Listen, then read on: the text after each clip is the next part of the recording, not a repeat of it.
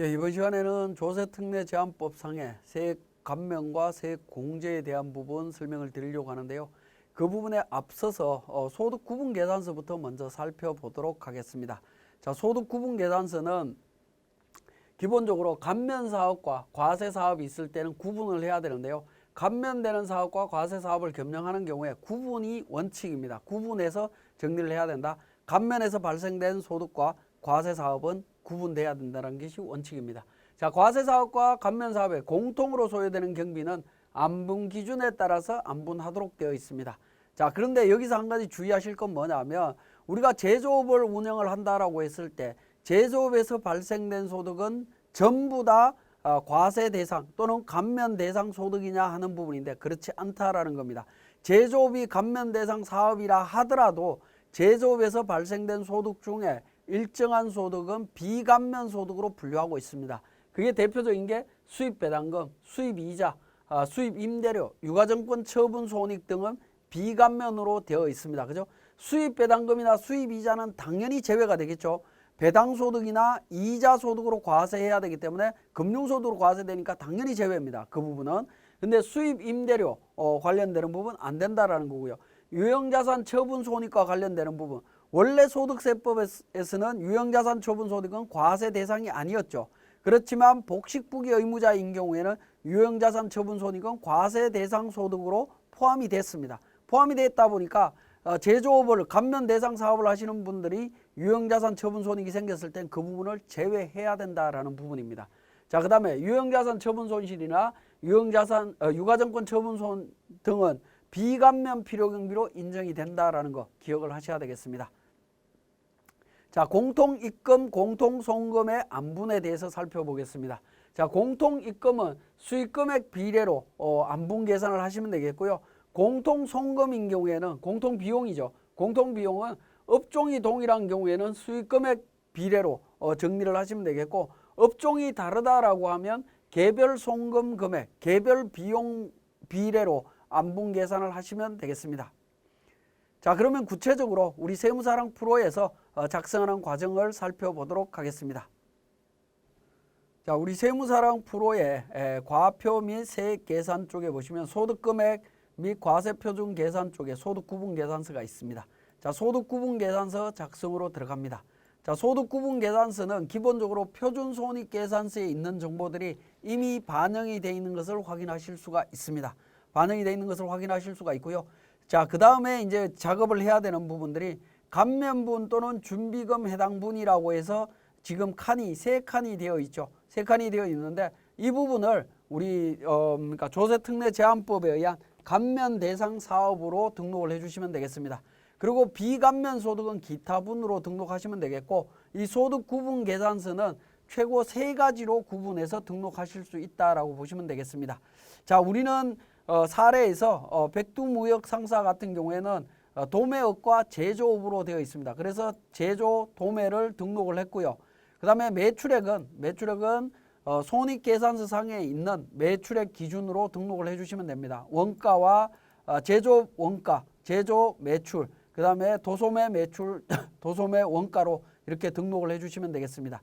그리고 판관비와 영업외수익 관련되는 부분에 대한 부분입니다.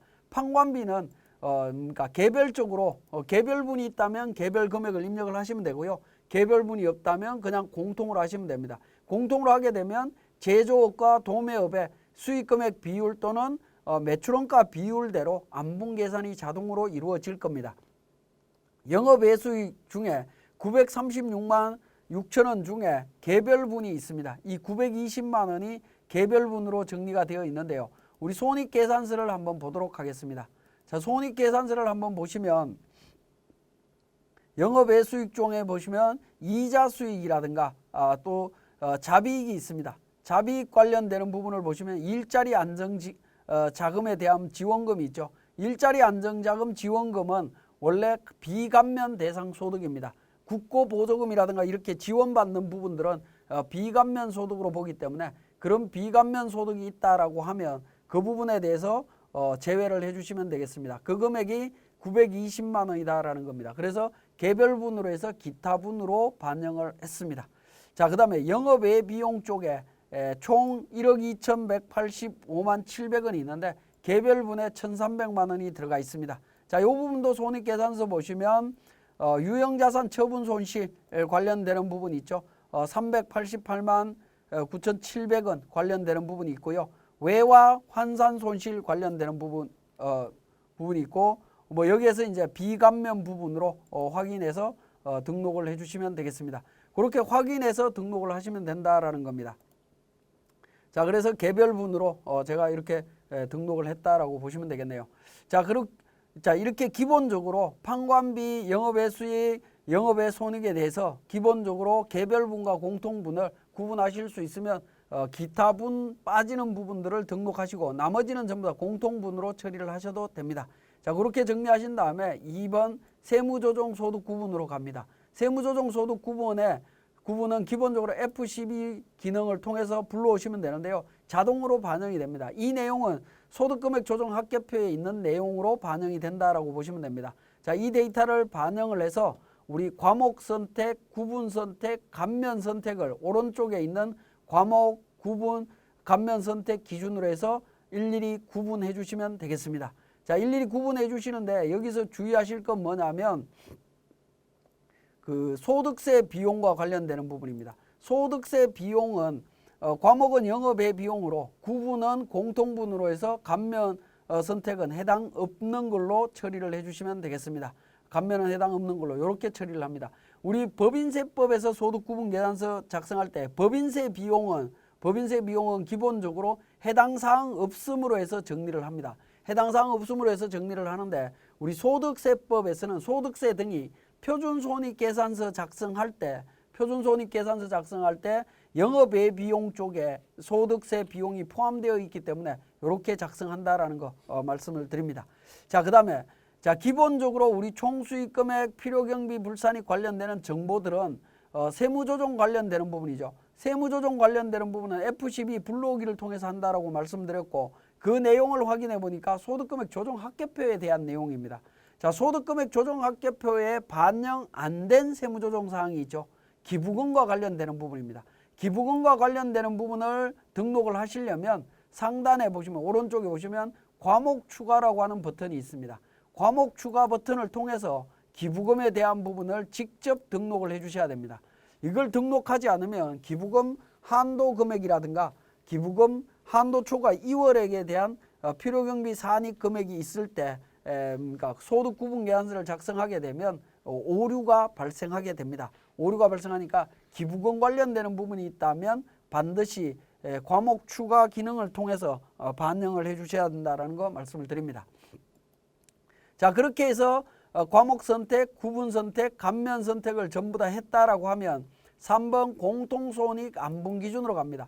공통손익 안분 기준은 기본적으로 소득세법이나 법인세법, 조세특례제한법에서 규정하고 있는 대로 정확하게 반영이 되어 있습니다. 여기에서는 여러분들이 손댈 이유가 없다라는 겁니다. 수정할 이유가 없습니다. 그대로 진행하시면 됩니다. 그 다음에 네 번째 탭으로 갑니다. 네 번째 탭은 1번 탭, 2번 탭, 3번 탭을 기준으로 네 번째 탭에서 자동으로 계산되는 건데 요거는 계산 과정의 세부 내역이다라고 보시면 되겠고요. 다섯 번째 탭으로 갑니다. 다섯 번째 탭 소득구분계산서로 갑니다. 소득구분계산서로 가면 하단 부분에 차가무 소득금액이 있고 쭉 나오죠. 그죠?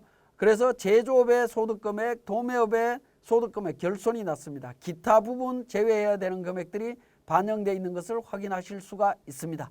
자, 이 내용을 바탕으로 해서 이제 우리 조세특례제한법에 의한 소득세 감면을 적용하시면 되는데, 자, 이 소득구분계산서에서 주의하실 건 뭐냐면 차가무 소득금액 1억 9,200이라고 하는 이 숫자는 우리 조정계산서상에 개인조정의 조정계산서상에 있는 그러니까 해당 과세기간의 소득금액 1억 9,200이라고 하는 이 숫자와 반드시 일치해야 됩니다. 일치하지 않으면 여기에 분홍색으로 빨간색으로 나타날 겁니다. 하단 부분에 나오죠. 조정소득은 조정계산서에 해당 과세 기간 소득과 일치하지 않을 경우 붉은색으로 반영된다라는 겁니다. 붉은색으로 반영이 되면 붉은색으로 반영되지 않도록 정확하게 일치되도록 소득 구분계산서를 정확하게 작성을 하셔야 됩니다. 자, 소득구분계산서는 기본적으로 표준손익계산서에서 출발해서 하는데 세무조정사항에 기부금을 반영해야 된다라는 부분, 기부금을 반영하지 않아서 오류가 나는 경우가 상당히 많으니까 혹시 붉은색으로 오류가 난다라고 했을 때 기부금이 누락됐는지 한번 확인해 보시길 바라면서 소득구분계산서 작성을 마치겠습니다.